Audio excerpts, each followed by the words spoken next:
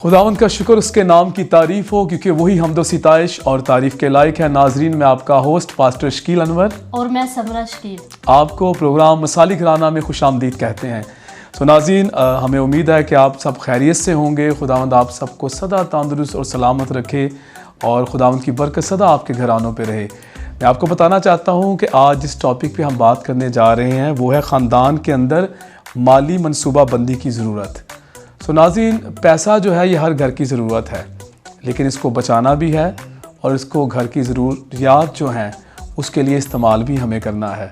तो बहुत से ऐसे मसाइल हैं जो घरों के अंदर पैसे की वजह से हो जाते हैं और वजह ये होती है कि मनसूबा बंदी नहीं है। तो आज के जो मेहमान हैं बहुत ही खूबसूरत कपल है हमारे दरमियान और खुदावंद इनको बहुत बरकत दी है। खुदावंद उनको अपने जलाल के लिए इस्तेमाल कर रहा है और उनकी बातों से आप माली मनसूबा बंदी के ताल्लुक़ से बहुत सी बातें सीखने को हैं। सो आज के जो हमारे मुअज़्ज़ज़ मेहमान हैं ये Philadelphia Pentecostal church of Pakistan में बतौर जनरल सेक्रेटरी अपनी खिदमत सरअंजाम दे रहे हैं। इस वक्त Philadelphia Pentecostal church of Pakistan की 100 से ज़्यादा ब्रांचेज़ हैं पूरे पाकिस्तान के अंदर। और जिस खुदावंद के खादम से मैं आपसे मिलाने को हूँ, ये बतौर पास्टर इंचार्ज ढोकाला खान रावलपिंडी के अंदर जो चर्च है इनका फ़िलाडेल्फिया पेंटिकॉस्टल चर्च, इसमें बतौर पास्टर इंचार्ज भी अपनी खिदमत सरअंजाम दे रहे हैं और बहुत ही खूबसूरत शख्सियत के मालिक हैं। पिंडी इस्लामाबाद में जाने पहचाने जाते हैं, खुदा ने बड़ी बरकत दी है।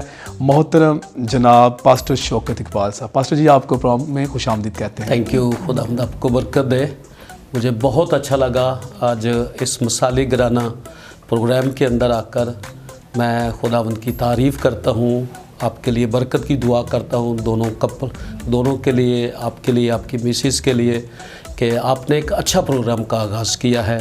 और मेरा ईमान है कि जितने भी नाजरीन हैं जब इस प्रोग्राम को देखते हैं तो वो ज़रूर बरकत पाते हैं। बहुत शुक्रिया पास्टर जी। आपको भी अपने प्रोग्राम में खुशामदीद कहते हैं। Thank you ji. Sister ji, मैं आपसे पूछना चाहूँगी कि आपकी शादी को कितना अरसा हो गया और कितने बच्चे हैं आपके, और बच्चे क्या कुछ कर रहे हैं? खुदावंद यसु मसीह में आपको सलाम। मेरी शादी को तकरीबन 31वां साल है। इसमें मैं खुद स्टाफ थी और मैंने काम किया, पास्टर साहब के साथ भी काम करती हूँ। घर में 2 बेटियाँ खुदा ने मुझे दी हैं नेमत के तौर पर। एक की मैंने शादी कर दी है और एक जो है वो चाइना में डॉक्टर के लिए गई है। सिस्टर जी, खुदावंद आपको बरकत दे। नाज़रीन, जैसे कि आप अभी सुन रहे हैं, सिस्टर जी ने बताया कि उनकी 2 बेटियां हैं, मतलब एक बेटी की शादी कर दी और दूसरी बेटी जो है वो चाइना में डॉक्टर बनने के लिए गई है। तो यहाँ पर तो माँ बाप तो कामयाब है ही हैं, ये खुद अपने साथ अपने बच्चों को भी जो है वो कामयाब कर रहे हैं। तो जी सिस्टर जी, खुदावंद आपको बरकत दे और आपको अपने जलाल के लिए, इसी तरह आपको और पास्टर जी को अपने जलाल के लिए खुदावंद इस्तेमाल करे। हाँ जी, खुदावंद बहुत बरकत दे सिस्टर जी आपको और पास्टर जी आपको भी। बड़ा अच्छा है कि अगर हम कामयाब हैं तो हम अपने बच्चों को भी कामयाब करें। और मैं अक्सर देखता हूँ कि वालिदैन कामयाब होते हैं लेकिन वो अपने बच्चों पे मेहनत नहीं करते। और एक वकील की बात मैं ज़रूर करना चाहूँगा, उनके साथ मिलने का इत्तेफाक हुआ। वो कहते हैं कि मैं ख़ुद कामयाब हुआ लेकिन मैं अपने बच्चों को पढ़ा नहीं सका, मैं उन्हें कामयाब नहीं कर सका, तो इसलिए दुनिया का मैं सबसे नाकाम शख्स हूँ। और वो कह रहे थे कि दुनिया का नाकाम शख्स वो है जो ख़ुद तो कामयाब हो लेकिन अपने बच्चों को कामयाब नहीं वो कर सका। तो बड़ा अच्छा है, आप ख़ुद कामयाब हुए, आपने अपने बच्चों पे मेहनत की, बेटी डॉक्टर बन रही है और हमारी दुआ है खुदावंद उसे कामयाब करे। पास्टर साहब, जैसे कि आज का हमारा जो टॉपिक है वो माली मनसूबा बंदी के ताल्लुक़ से है, तो लूका की अंजील अगर हम पढ़ते हैं तो उसके 14 बाब की जो 28 आयत है उसमें यीशु अमारत से पहले मनसूबा बंदी और लागत को शुमार करने की अहमियत के बारे में बात करते हैं। ये असूल ख़ानदान के अंदर माली मनसूबा बंदी पर कैसे लागू होता है? आमीन, थैंक यू। मैं इस टॉपिक से दिली तौर पर मुझे खुशी हुई है और इस टॉपिक से मुझे पर्सनल भी बरकत मिलती है। मेरा ईमान है कि जितने भी नाजरीन हैं जब इस प्रोग्राम को मसाली घराना को देखेंगे तो वो भी बरकत पाएंगे। चाहता हूँ कि पहले एक हवाला पढ़ लें तो उसके बाद फिर हम इस बात को जारी रखेंगे। जी। और आइए खुदा के कलाम में से हम पढ़ते हैं। मुक़द्दस लूका तबीब की मार्फत लिखी गई हमारे खुदावंद यीशु मसीह की अंजील, उसका 14वां बाब और उसकी 28वीं आयत से 30वीं आयत तक खुदा के कलाम में से पढ़ेंगे। क्योंकि तुम में ऐसा कौन है कि जब वो एक बुर्ज बनाना चाहे तो पहले बैठकर लागत का हिसाब ना कर ले कि आया मेरे पास उसके तैयार करने का सामान है या नहीं। ऐसा ना हो कि जब नींव डाल कर तैयार ना कर सके तो सब देखने वाले ये कहकर उस पर हंसना शुरू कर दें कि इस शख्स ने इमारत शुरू तो की मगर तकमील ना कर सका। खुदावंद अपने कलाम से हमें बरकत बख्शे। मैं पादी साहब थोड़ा सा बताना चाहता हूँ जी जी कि बाइबल मुक़द्दस में 2500 से ज़्यादा हवाला जात हैं जो माली मामलात से ताल्लुक़ रखते हैं। जी जी पैदाइश की किताब से लेकर बाइबल मुक़द्दस की आखिरी किताब तक सही। ऐसे बहुत सारे हवाला जात हमें मिलते हैं जिनमें माली मामलात का कसरत के साथ जिक्र है। इवन हमारे मुनज्जी अल मसीह ने भी अपनी तालीम के अंदर बहुत सारे माली मामलात के ताल्लुक़ से बातचीत की है। और मैं यूँ समझता हूँ कि माली मामलात का जो असल स्पिरिट है वो ऐसे है कि जैसे हमारे बदन के अंदर ब्लड है, अगर हमारे बदन के अंदर खून ना हो जी तो बदन कभी ज़िंदा नहीं रह सकता, चल फिर नहीं सकता, हरकत नहीं कर सकता। ठीक है। इसी तरह हमारी ख़ानदानी लाइफ, हमारी माशरती लाइफ, इंसान की जो शख्सी लाइफ है, इसके अंदर जो रुपया पैसा है, माली मामलात हैं, ये जैसे खून काम करता है हमारे बदन के अंदर, इसी तरह ये भी काम करता है। इवन एवेंजलिज्म में रूहानी तौर पर अगर हम देखें, मिनिस्ट्रीज़ को चलाना है, चर्च को चलाना है, तो इसका जो मेन जो अंदर जो हमें जो चीज़ फोकस नज़र आता है वो पैसे पर है। सो माली मामलात हैं। आप बाइबल मुक़द्दस को उठाकर देख लें, यीशु मसीह की खिदमत को देख लें। मैं उस हवाले को भी देखना चाहता हूँ, आपके नज़र करना चाहता हूँ। जी जी लूका की इंजील को जब हम पढ़ते हैं उसके 8वें बाब के अंदर, तो यहाँ पर लिखा है 8वां बाब और उसकी 2री आयत में, पहले हम पहली से पढ़ लेते हैं। थोड़े अरसे के बाद यूँ हुआ कि वो मनादी करता और खुदा की बादशाही की खुशखबरी सुनाता हुआ शहर शहर और गांव-गांव फिरने लगा, और वो 12 उसके साथ थे। और बाज़ औरतें जिन्होंने बुरी रूहों और बीमारियों से शिफा पाई थी, यानी मरियम जो मगदलीनी कहलाती थी, जिसमें से 7 बदरूहें निकली थीं, और यूवाना हेरोदीस के दीवान खोजा की बीवी, और सोसना और बथेरी और औरतें भी थीं जो अपने माल से उनकी खिदमत करती थीं। सो अल मसीह की खिदमत के दौरान भी ये वो ख़वातीन थी या मसीह के साथ कुछ ऐसे और भी हिडन लोग थे जो हमें यहाँ पर नज़र नहीं आते, जो खिदमत में यीशु के साथ साथ रहे, उनकी खुराक का इंतज़ाम करते थे, उनकी रिहाइश का इंतज़ाम करते थे, उनके कपड़े का। सो ये सारी चीज़ें भी हैं। इस चाहे कोई भी मिनिस्ट्री है, चाहे वो रूहानी है, चाहे कोई दुनियावी काम है, ख़ानदानी मामलात हैं, सब के अंदर माली मामलात जो हैं या मालियात का या फिनांसेस का बड़ा अहम रोल है। बेशक कोई भी फैमिली है तो माली जो मामलात हैं उसका अमल दखल है। तो खुदावंद बड़ी बरकत दे। बड़ा अच्छे से पास्टर साहब अभी आपने बताया।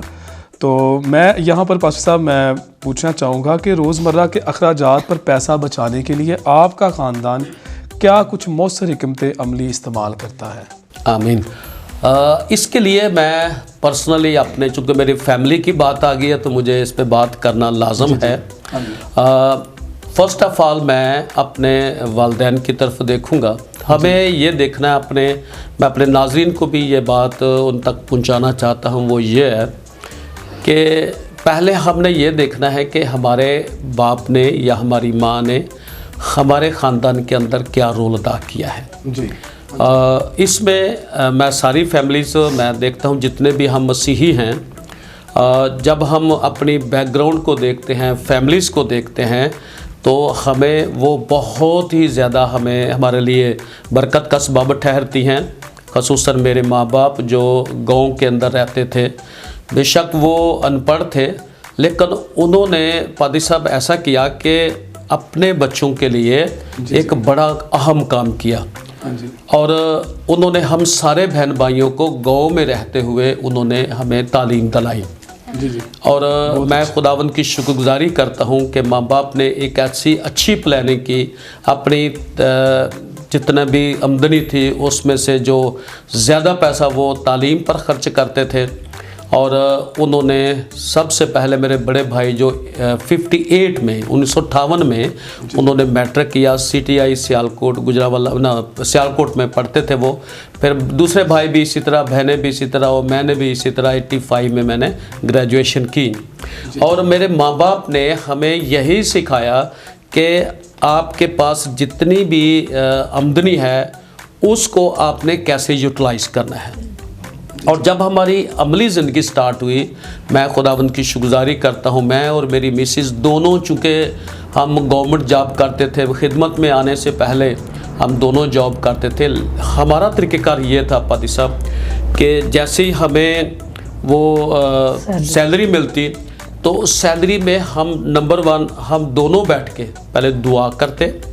और आज तक हमारी ये रूटीन मौजूद है। बहुत अच्छा, बहुत अच्छा। और उसमें हम क्या करते कि पहले हम दायकी निकालते, ये बड़ा ज़रूरी है। हमने प्रैक्टिकली देखा, जब से मैंने खुदावंद को कबूल किया 1990 से लेकर आज तक हम वही रूटीन को हम चला रहे हैं। पहले हम दायकी जितना हमारा बनता है हिस्सा वो हम खुदा को हुजूरी में देते हैं, और फिर उसके बाद फिर हम प्लानिंग करते हैं कि हमने घर के लिए क्या क्या चीज़ें ख़रीदनी है, हमारे जितनी भी रोज़मर्रा की ज़रूरियात हैं उनके लिए हमने पैसा अलग करना है, बच्चों की एजुकेशन के लिए अलग निकालना है, ठीक है, और फिर घर की बाकी ज़रूरियात से।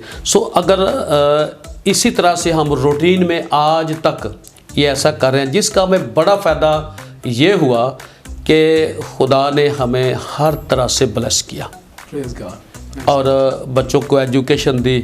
जैसा कि अभी मेरी मिसेस बता रही थी कि मेरी बेटी अभी छोटी, वो अभी MBBS करने के लिए चाइना गई हुई है। खुदावंद की शुक्रगुजारी करते हैं, बड़ी बेटी की शादी की है और खुदा ने फिर घर भी बनाने का हमें फजल दिया। ये सब कुछ उसी की मेहरबानी है। जी जी जी जी, खुदावंद बहुत बरकत दे। और पास्टर साहब, मैं समझता हूँ कि देखिए आपने पैसा जो है उसके लिए मनसूबा बंदी की है, तो यही वजह आज बेटी जो है वो चाइना पढ़ने के लिए गई है। और बहुत पैसा लगता है जब आप बच्चे किसी को डॉक्टर बनाते हैं, तो इस पर बहुत ज़्यादा पैसा लगता है। और मैं समझता हूँ कि आपने प्रॉपर प्लानिंग की है और पैसे को बचाना कैसा है, लगाना कैसा है, आप इससे वाकिफ़। और सबसे बड़ी बात यह है कि आपने एक बात की है कि जब आप पैसा लेकर आते तो आप उस पर पहले दुआ करते। जब भी सैलरी मिलती, जब भी पैसे घर में आते तो आप उस पर पहले खुदावंद की ब्लेसिंग को मांगते, खुदावंद का हिस्सा पहले निकालते, बाकी सारे काम बाद में करते रहे। यही वजह है कि खुदावंद की बरकत हर काम में रही। तो समरा, क्या पूछना चाहेंगे आप? जी पास्टर जी, मैं सबसे पहले तो पास्टर जी से कहना चाहूँगी कि इन्होंने बहुत अच्छे तरीके से जो है वो बताया कि हम लोगों ने पैसा जो है वो किस किस जगह पे कैसे कैसे हम लोगों ने लगाना है। तो जी पास्टर जी, खुदावंद आपको बरकत और अपने जलाल के लिए इसी तरह खुदावंद इस्तेमाल करता है। जी सिस्टर जी, मैं आपसे पूछना चाहूँगी कि आप अपने बच्चों को पैसा बचाने में कैसे उनकी तरबियत करती हैं? मैं तो पहले अपने आप को पेश करूँगी कि मैं कैसे बचाती थी, और अब मैंने उनको बचाने का तरीका क्या बताया। जी जी, जब मेरे घर की दूसरे मंथ नई सैलरी मुझे मिलती थी, तो जो पहली सैलरी बची हुई थी वो मैं एक बुक में रख देती थी और मैं उसको कभी टच नहीं करती थी, और वो मेरे काफ़ी पैसे जमा हो जाते थे। तो इस तरह जब मैं अपनी बेटियों को बाज़ार में लेके जाती हूँ चीज़ें ख़रीदने के लिए, तो मैं कहती हूँ महीने के आखिर में आपने कोई चीज़ नहीं ख़रीदनी, शुरू में ख़रीदें, और जब ख़रीदनी है शादी पे ख़रीदें या दिनों क्रिसमस पे, ताकि आपने नई नई चीज़ें पहनी हों और आपको पता चले। और कभी दो चीज़ें एकदम नहीं लेनी चाहिए, वो सारी की सारी पुरानी हो जाती हैं। जब आप नए फंक्शन में पहनने के लिए जाएंगे तो वो अच्छी नहीं लगेंगी। और पैसा ऐसे बचाना है कि अपनी आमदनी के जैसे जितनी आपकी आमदनी उसमें से आपने बचाना ही बचाना। अगर आपकी आमदनी 100 रुपये है तो उसमें से 10 रुपये आपने बचत के लिए रखने हैं ताकि हमारे मुश्किल के वक्त काम आए। जी सिस्टर जी, खुदावंद आपको बरकत दे। बिल्कुल आपने अच्छा बताया कि कैसे कैसे आपने जो है वो अपनी बेटियों को बताया कि पैसा कैसे बचाना चाहिए। तो अक्सर हमारे देखने में आया कि किसी की शादी आ जाती है तो हम लोग जो है वो सूद पे पैसा उठा लेते हैं या तो फिर हम लोग कर्ज उठा लेते हैं। जब हम लोग शादी देख के घर पे आते तो फिर हम लोग हिसाब करते हैं कि हमारे इतने पैसे लग गए हैं। तो बिल्कुल बात आपकी बिल्कुल राइट है कि हमें जो है वो अपनी हैसियत के मुताबिक जो है वो हमें पैसे जो है वो लगाने चाहिए। तो जी पास्टर जी, आपकी इसके बारे में क्या राय है? हाँ बिल्कुल, हमें पैसा बचाना है जैसे सिस्टर जी कह रहे हैं, और जो वालिदैन देख रहे हैं उनको अपने बच्चों को सिखाने की ज़रूरत है। माँ बाप अपने बच्चों के लिए जो है वो रोल मॉडल है। अगर आज हम बच्चों को सिखाएंगे तो कल को वो भी अपनी ज़िंदगी के अंदर असूल के साथ चलेंगे, मनसूबाबंदी के साथ चलेंगे। तो पास्टर साहब, मैं एक हवाला बाइबल मुक़द्दस का मेरे ज़हन में आ रहा है कि जब यूसुफ मिस्र के अंदर है और वहाँ पर फ़िरौन ने ख्वाब देखा है, तो वहाँ पर हम देखते हैं कि किस तौर से खुदावंद की हिकमत के साथ उस यूसुफ ने उस सारे मामले का हल निकाला। उसने कहा जो पहले 7 साल खूब अनाज होगा क्यों ना उसको जमा कर लिया जाए, और जो आने वाले 7 साल कहत के होंगे तो जो अनाज जमा है फिर बुरे वक्त में वो हमारे काम आएगा, जमा किया हुआ अनाज। तो मैं समझता हूँ कि बाइबल मुक़द्दस में पास्टर साहब हमें बड़ा एक अच्छा रेफरेंस मिल जाता है यूसुफ की ज़िंदगी में, और वो सारा हवाला जो बाइबल में दर्ज है कि किस तौर से हम पैसे को सेव करें और बुरे वक्त में फिर वो हमारे काम आएगा, और इस तरह से हम अपने घरानों के लिए बेहतर मनसूबाबंदी जो है वो कर सकते हैं। तो नाज़रीन, आप देख रहे हैं प्रोग्राम मिसाली घराना। मिलते हैं ब्रेक के बाद। क्या आपके पास अपने ख़ानदान के लिए शानदार ख़ानदानी रोया है? क्या आप अपने ख़ानदान को अव्वल दर्जा देते हुए अपने बच्चों में मुस्बत आदात को मुंतकिल कर रहे हैं? क्या आप अपने अज़दवाजी बंधन में वफादारी से बंधे हुए हैं?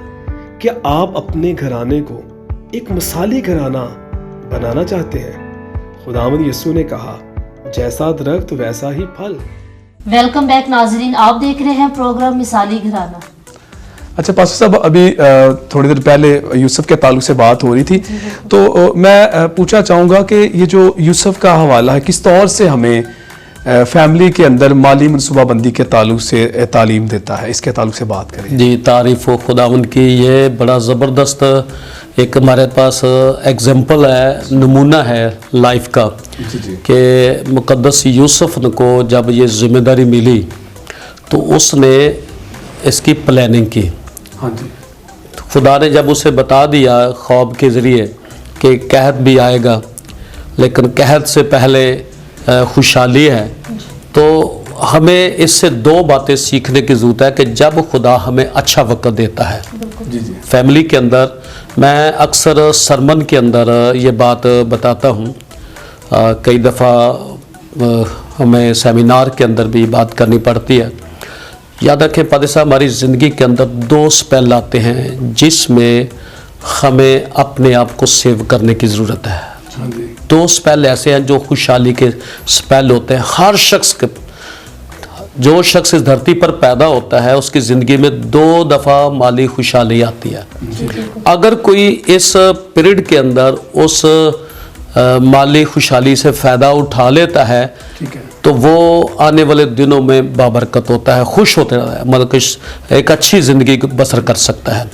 पहले स्पेल ये होता है जो 25 साल से लेकर 35 और 40 साल के दरमियान अरसा होता है। ये जवानी का अरसा होता है। इसमें इंसान डबल मेहनत भी कर सकता है, डबल ड्यूटी कर सकता है, और चाहिए कि इस स्पेल के अंदर वो जितना सेव करना चाहे कर सकता है। ठीक है, फजूल खर्ची से बचे और ज़्यादा से ज़्यादा सेव करे। ठीक है। और दूसरा स्पेल फिर एक बार फिर आता है, और वो 55 साल की उम्र से लेकर 65 तक, ठीक है, या 60 तक अंदाज़न ये एक बार फिर आता है स्पेल। लेकिन ये बड़ा थोड़ा सा स्पेल होता है। इसमें भी अगर आप चाहें तो कुछ सेव कर सकते हैं। अगर कोई शख्स इन दोनों अदवार के अंदर, जवानी का जो मैंने पीरियड बताया और आखिरी अयाम के अंदर कुछ सेव नहीं कर सकता या प्लानिंग नहीं करता, तो वो हमेशा गुर्बत की चक्की में पिसता रहेगा। और मुकद्दस यूसुफ की ज़िंदगी में हम देखते हैं कि उसने इसको प्लान किया।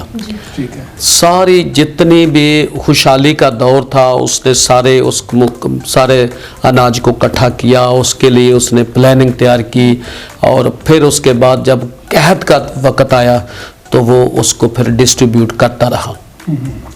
इससे हमें बाइबल मुकद्दस में हमें एक बात याद मुझे आती है, वो ये है कि अमाल की किताब उसके दूसरे बाब के अंदर पतरस रसूल एक बड़ी ज़बरदस्त बात कहते हैं, वो ये है कि जवान रोया देखेंगे और बूढ़े ख्वाब देखेंगे। नाजरीन, इस बात को ज़रा जहन में रखें। हर ख़ानदान, हर माँ बाप अपने बच्चों के लिए ख्वाब देखता है, और ख्वाब जब देखता है तो वो अपने बच्चों को पता क्या कहते हैं, टाइटल देते हैं, ये जज बनेगा, ये डॉक्टर बनेगा। अभी बहुत छोटे बच्चे होते हैं, ठीक है, ये प्रोफेसर बनेगा, ये पायलट बनेगा, ये डॉक्टर बनेगा, इस तरह के बहुत सारे वो टाइटल देते हैं। तो इसके लिए हमने क्या करना है, हमें मुकद्दस यूसुफ की लाइफ को देखना है। इसमें हमने ये करना है कि हमने बच्चों को रोया देनी है, उनको सिखाना है कि you will became a doctor, कि आप आने वाले दौर में डॉक्टर बनेंगे। मैंने अपनी बेटी को, बहुत छोटी थी, मैंने उसके जहन में ये बात डाल दी थी कि आप डॉक्टर बनेंगे।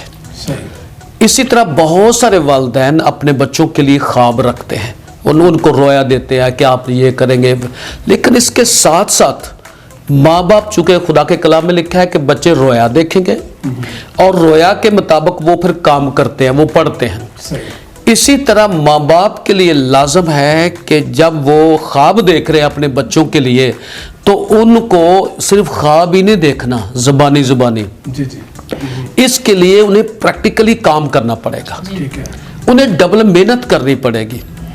और जैसे जैसे बच्चा फर्स्ट क्लास से ऊपर जाता है, हाई लेवल ग्रेड में जाता है, फिर कॉलेज में, फिर इस तरह यूनिवर्सिटी में जाता है, इसी तरह माँ बाप की खिदमत जो डबल है, वो माली तौर पर उसे ट्रबल मेहनत करने की ज़रूरत है, ताकि वो माली तौर पर मजबूत होते जाएं, और ताकि बच्चे अगर कोई अच्छी पोजीशन ले जाएं। बाज़ का तो मैं चूँकि खादम हूँ, मुझे बड़ा दुख होता है कि बच्चे ने बड़े अच्छे मार्क्स ले लिए, बहुत अच्छे मार्क्स ले लेते हैं, लेकिन उनको बेचारों को दाखिला इसलिए नहीं मिल पाता कि माँ बाप के पास पैसा नहीं होता। माँ बाप ने रोया तो देखी, बच्चे ने रोया देखी, उसने रोया के मुताबिक काम किया, माँ बाप ने भी ख्वाब देखा लेकिन ख्वाब के मुताबिक काम ही नहीं किया। सो दोनों तरह से ये पैरेलल सिस्टम है बच्चों की तरक्की के लिए, ख़ानदान की डेवलपमेंट के लिए। जैसे जैसे हम बच्चों के लिए वो रोया देखते हैं और ख्वाब देखते हैं, बच्चों को उसी तरह रोया के मुताबिक आगे बढ़ने की ज़रूरत है। और मैं अपनी मिसाल बता, चूँकि ज़ाहिर है फिर मेरे फैमिली के अंदर ऐसा हुआ, और हमने 2 मरतबा हमारे घर के अंदर ऐसा हुआ कि हमने पहले एक प्लान बनाया कि हम घर खरीदेंगे। ये 2002 की बात है, और मुझे उस वक्त खुशी हुई कि हमारे पास उस वक्त को 2.5 लाख के करीब था। और मेरी मिसेज़ ने, जैसे अभी बता रही थी कि वो हमें सेविंग करती थी, तो इसकी मुख्तलिफ जो बुक्स थी उसके अंदर जब ये वो खोलती गई, मैंने कहा पैसा घर खरीदना है तो पेमेंट करनी है, तो जब किताबें खोलती गई तो आप अंदाज़ा लगाएं उस वक्त कोई 1 लाख के करीब उन्हीं किताबों में से निकल आया। तो ये है एक सेविंग का एक तरीका करना। और जब हम दोनों, चूँकि मियाँ बीवी हैं, तो हमें दोनों को काम करने की ज़रूरत है। अगर हम बच्चों के लिए ख्वाब देखते हैं, मेरा जो टॉपिक यही था कि बच्चों के लिए हमने कैसे उनको डेवलप करना है, प्लानिंग के ज़रिए मनसूबाबंदी करें। ज़ुबानी नहीं कि आपने कहना कि मेरे बच्चे डॉक्टर बन जाएं या इंजीनियर बन जाएं या पायलट बन जाएं, तो आप काम ही ना करें, है ना, आपको उसी तरीके से काम करने की ज़रूरत है। जी, खुदा बड़ी बरकत दे। पास्टर साहब, अभी आप घर बनाने की बात कर रहे हैं, तो मेरे ज़हन में एक सवाल यहाँ पर ये आ रहा है, क्या आप कोई यादगार तजर्बा शेयर कर सकते हैं कि जहाँ कर्ज की अदायगी आपके ख़ानदान को एक दूसरे के करीब लाई हो, आपकी पूरी फैमिली को? जिस तरह अभी आप बता रहे हैं कि मिसेस पैसे सेव करने वाली है, जी, तो कभी कोई ऐसा भी ज़िंदगी में, ज़ाहिर बात है ज़िंदगी में नशेब व फराज, उतार चढ़ाव ज़िंदगी का हिस्सा है, तो कभी ऐसा वक्त भी आया, कभी कर्ज उठाना पड़ा हो किसी काम के लिए, और उस वक्त कर्ज को उतारने के लिए आप सब इकट्ठे हो गए और वो इकट्ठे होना आपको पूरी फैमिली को यकजा कर गया हो और मिलके आपने वो कर्ज उतारा, और वो इसके ताल्लुक से ज़रूर कुछ बताइएगा। अच्छा, इसके लिए ये मेरा एक अभी रिसेंटली एक्सपीरियंस हुआ है गुज़श्ता साल। उसमें ये हुआ कि चूँकि हमने पहले से प्लान किया हुआ था कि मेरी बेटी डॉक्टर बनेगी, और मैं खुदावंद की शुक्रगुजारी करता हूँ, खुदा ने हमें को बैकअप दिया हुआ था। हमने अपनी ड्यूटी के दौरान कुछ सेविंग की हुई थी कि चूँकि हमने एक प्लान तैयार किया था कि खुदा करे कि हमारी बेटी डॉक्टर बने तो ये काम आए सारे। उसकी फ़ीस तो हमने कोई 16-17 लाख तो हमने जमा करवा दी उसके फर्स्ट सेमेस्टर में। अच्छा, जब उसका जाना था उसने, तो उन्होंने हमें बताया कि आपको जो बैंक स्टेटमेंट है ये कोई 40 से 42 लाख के करीब जमा करनी पड़ेगी। ठीक है। तो ये हमारे लिए एक बड़ा एक टारगेट हो गया कि 40-42 लाख एकदम निकालना, ये हमारे लिए बहुत मुश्किल था। खैर, हम दोनों मियाँ बीवी खुदावंद की हुजूरी में हमने दुआ की। ठीक है। हमने घुटने टेक कर खुदावंद की हुजूरी में दुआ की। हमने खुदा से ये दुआ की कि खुदावंद, अगर तूने बेटी का दाखला हो गया है, तूने हमारे लिए वसाइल पैदा किए हैं, लेकिन ये हमारे लिए एक बड़ा मुश्किल मरहला है, इसके लिए खुदावंद हम तेरी मदद को मांगते हैं। और मैं खुदावंद की शुक्रगुजारी करता हूँ कि मैंने अपना मोबाइल निकाला और मैंने अपने मोबाइल से मैंने कोई 10-11 लोगों के नाम निकाले और उसमें से 7 लोगों ने मेरी मदद की। अच्छा, और वो मैं खुदावंद की शुक्रगुजारी करता हूँ कि वो मेरे घर में ही आके, मैंने कहा पादी साहब आपको घर में आने की ज़रूरत नहीं है, हम आप आ जाते हैं। और किसी ने 15 लाख दिया, किसी ने 7, किसी ने 2, 3, किसी ने 1 भी दिया। मैंने कहा खुदावंद की शुक्र। और विदिन 10 डेज़ हमारे पास 42 लाख पूरा हो गया। 3 लाख हमारे पास पहले से था, तो 45 लाख की हमारी बैंक स्टेटमेंट तैयार हो गई, वीज़ा लग गया। और जैसे ही वीज़ा लगा फिर हमने खुदावंद की शुक्रगुजारी की कि खुदावंद तेरा शुक्र हो। और उसी वक्त फिर मैंने 1 दिन के बाद मैंने सबको पैसे मैंने वापस किए और मैंने फर्दन एक शख्स का भी शुक्रिया अदा किया। सही। पास्टर साहब, आपका और मैं सिस्टर जी का, हम दोनों के बहुत शुक्रगुजार हैं। खुदावंद आपको बहुत बरकत दे। आखिर में क्या कहना चाहेंगे? पद साहब, मैं खुदावंद की शुक्रगुजारी करता हूँ इस प्रोग्राम के लिए, बिलखसूस फैमिली फॉर पाकिस्तान के लिए और एज़ेक टीवी के लिए। उन्होंने बड़ा ज़बरदस्त एक प्रोग्राम का आगाज़ किया है। और आखिरी बात जो मैं नाजरीन तक पहुँचाना चाहता हूँ वो ये है कि मिसाली घराना फ़ाइनेंशियल तौर पर उस वक्त होता है जब दोनों मियाँ बीवी उनकी एक जेब हो, एक पर्स हो। बहुत शुक्रिया पास्टर जी आपका भी, सिस्टर जी आपका बहुत शुक्रिया कि आपने अपना कीमती वक्त दिया और आपकी बातों से मैंने और सबरा ने बहुत बरकत पाई है। और मुझे उम्मीद है कि नाज़रीन ने भी आज बहुत बरकत पाई है। और नाज़रीन, बेशक जितनी बातें आज हमने पास्टर साहब से और सिस्टर जी से सीखी हैं, पहला तिमोथी 5 बाब की अगर 8 आयत में हम देखें तो लिखा है, अगर कोई अपनों और ख़ासकर अपने घराने की खबरगिरी ना करे तो ईमान का मुनकर और बेईमान से बदतर है। सो बेशक हमें अपनी फैमिली का ख्याल रखना है। और आज का टॉपिक जो था जिसमें हमने सीखा वो है ख़ानदान के अंदर माली मनसूबाबंदी की ज़रूरत। सो ज़रूरी है कि हम अपनी फैमिली के लिए माली मनसूबाबंदी करें, फजूल खर्ची से हमें बचना है, ये भी आज के प्रोग्राम में हमने सीखा। फिर अपने बच्चों की एजुकेशन के लिए हमें मनसूबाबंदी करनी है, और अगर कर्ज भी उनके लिए उठाना पड़े तो ज़रूर उठाएं और फिर मिलकर उसे उतारना भी है।